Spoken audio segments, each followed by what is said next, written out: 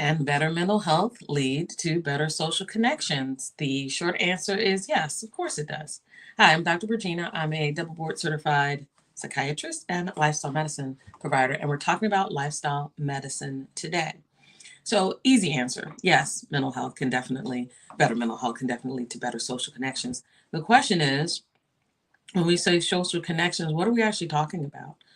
Are we talking about just basic social connections like me being able to reach out to you on social media, no matter where you are in the world? Is that a connection? Is that valid? Are we talking about more thumbs up, more likes, more thumbs down, more not likes?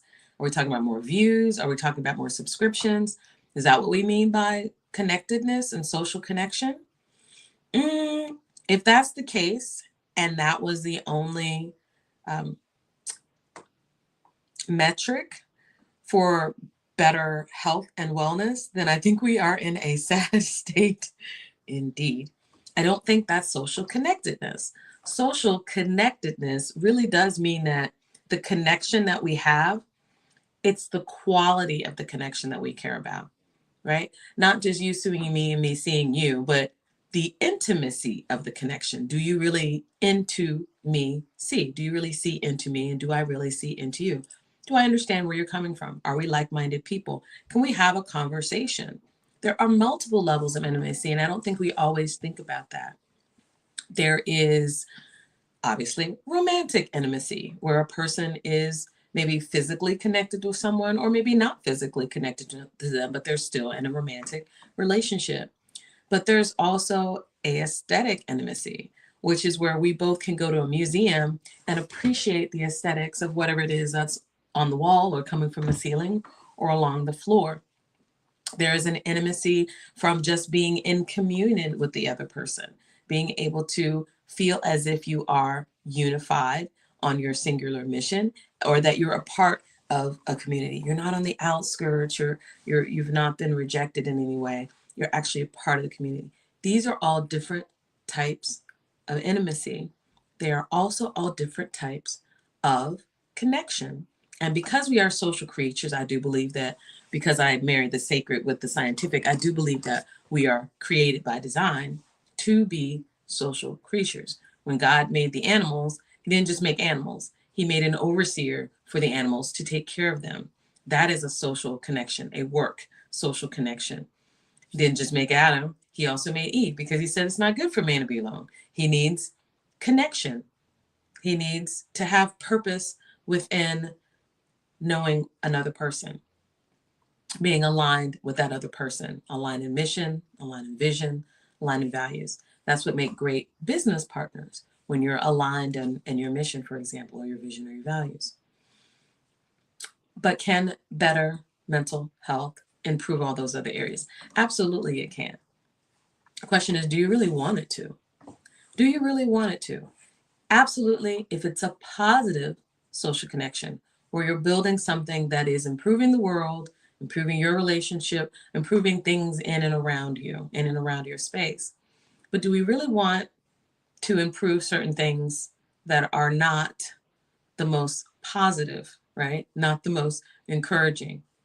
And this is where better mental health may not help certain social connections.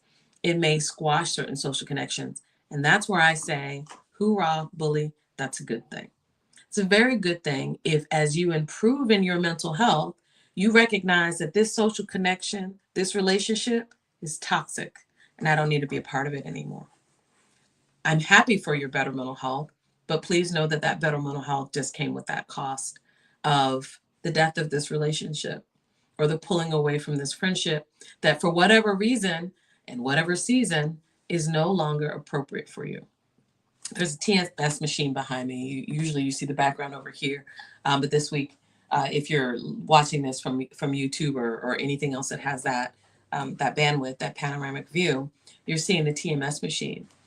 I can't tell you how many times we've had patients. We see the majority of our patients are women, but I can't tell you how many times I've seen patients whose mental health has gotten better. They're using TMS for depression. They're using TMS for OCD. They're using TMS to help with PTSD or some other significant anxiety or chronic pain that's been clouding their ability to think clearly or to do other things, or their ability to work or function. And that improved that improved health has let them know that there are some kinks in the armor.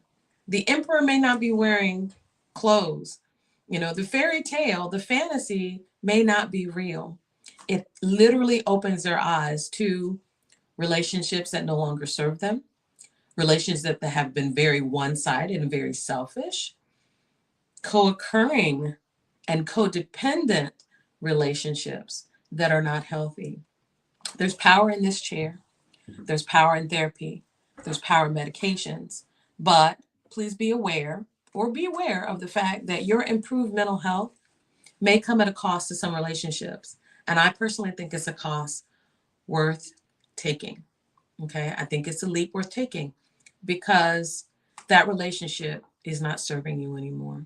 That person, that job, that dysfunctional, codependent existence, that family, blood family or not, love them, we're related.